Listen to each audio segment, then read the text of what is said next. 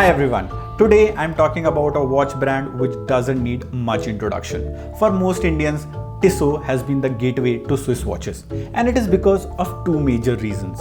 One is pricing and second is quality. The product has to be good, and Tissot has been reliable for years. It has thrived in our country as a luxury watch brand, even though it isn't actually luxury. But today, that gateway has multiple doors. If you go to a watch boutique now, you will be confused between Tissot C-Star, the Gentleman Collection and the bestseller PRX. What if I tell you that there is another option which is light in weight, light in your pocket and dresses like old money? The watch I'm talking about today is the Tissot Le Locle Powermatic 80. Before we talk more about this watch, make sure to subscribe to the channel.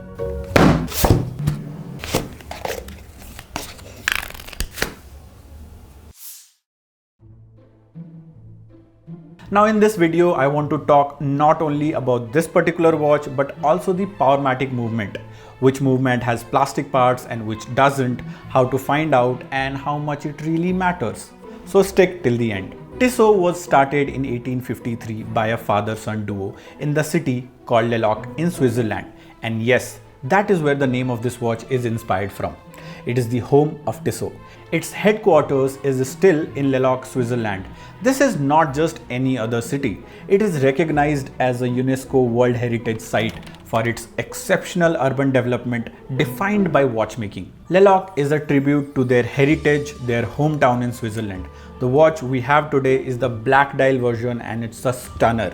First thing first, let's talk about the design. It's an absolute classic dress watch. You have got this beautiful 39mm case, which I think is just the perfect size for a watch like this.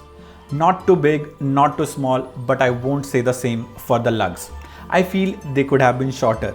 Lug to lug distance is 48.2 mm. It's got a high polish all around, giving it a more sophisticated look. But on the sides, you will find brushed finishing. The dial itself is where the magic happens. The black color is incredibly deep and the guilloché pattern in the center adds a layer of texture that catches the light in a fantastic way. It's subtle, but it's there, and it gives the watch a much more expensive feel than its price tag suggests. You can find the same pattern in the minute track as well. The bezel is thin, so the watch looks closer to a 40 mm. The crystal on top is sapphire. Crown here is 7mm in diameter, making it easier to grip and is signed with the Tissot T logo. The Roman numerals are sharp, clean and really pops against the black dial. The leaf style hands are elegant and a perfect complement to the overall aesthetic. And then you have the date window at 3 o'clock. It's neatly integrated and doesn't disrupt the balance of the dial. What I'm not sure of is the size of the logo. Tissot 1853 in two big rectangular boxes. Was that really needed? I don't know. Let me know in the comments if you also have similar thoughts. Now the real star of the show and the reason this watch is such a powerhouse in the entry-level luxury space is the movement. Inside you have the Powermatic 80, which the name implies gives you an incredible 80 hour of power reserve. I don't think any other brand gives you this much power reserve at this price range. Now I know there is a lot of debate on the Powermatic movement, so let's discuss a little more on that. Powermatic is a modified ETA movement, caliber C07 series, and Tissot has done a fantastic job of making it both reliable and efficient. Obtaining an 80-hour power reserve was achieved with the combination of more efficient spring barrel and reducing the frequency from 4 Hz to 3 Hz. This means that the Powermatic 80 beats at 21,600 beats per hour compared to a caliber 2824 beating at 28,800, on which the caliber C07 is based. This caliber has multiple versions. For the sake of this video, I will explain the difference between these two calibers, C07.111 and C07.811. Caliber 111 has 23 joules and caliber 811 has 25. So why is there a difference of 2 joules? This is where the plastic part comes in. If you see a generic mechanical movement, you will find an escapement, which consists of an escapement wheel and a pallet fork that transforms the energy coming from the spring barrel in a tic-tac fashion.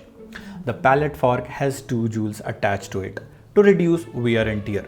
Now Tissot has made a synthetic escapement which means that this movement will have 2 fewer joules than the other caliber variations. If your Tissot movement says 23 joules, you have a synthetic or plastic escapement. And if it says 25 joules, it has a normal escapement. This doesn't necessarily mean that it's bad. To give you perspective, Tissot Gentleman has caliber C07.811 with 25 joules. I don't have one to compare with, but I have my Hamilton Murph which shares the same movement as the Gentleman because they both are from the Swatch group. Is there a difference in accuracy between the Murph and the Le Locle? Absolutely none. They both are exceptionally accurate to plus minus 4 seconds a day and sometimes plus minus 2 seconds, which I think is amazing for an automatic watch under $1,000. Compare it with an entry-level Seiko Presage which runs on 4-hour 3/8 movement, gaining almost 20 seconds every day. I can see why Swiss watchmaking is expensive. You get what you pay for. Now let's talk about this highly decorated caseback. The half-transparent caseback gives you a peek at the movement and the motif gives you a royal feel. All the text on the caseback is in French. It comes with 30 meters of water resistance, which I can't complain about as it's a dress watch, but 50 meter would have been appreciable. The watch comes on a black leather strap with a deployant clasp which is both secure and comfortable. Now for the on-wrist feel, this watch wears incredibly well. The 39mm size is perfect and it sits low and comfortable on the wrist with a thickness of just 10mm. It's lightweight, just 63 grams, and the polished case feels great. This is a watch you could easily wear with a suit and tie to a formal event, but it's also versatile enough for a smart casual look. Let's talk about the pricing now. Tissot officially launched in India in 1999. They wanted to target the price segment from 3,200 rupees to 23,500 rupees. If I adjust for inflation, their lineup should start from 18,000 in 2025. But that's not the case today. I'm telling you this because I have noticed that Tissot is increasing their prices every 6 months. To put perspective into numbers, the MRP of Tissot PRX was 66,000 last year. Then in September 2024, they increased it to 69,500. Then in April 2025, again an increment of 4,000, making it 73,500.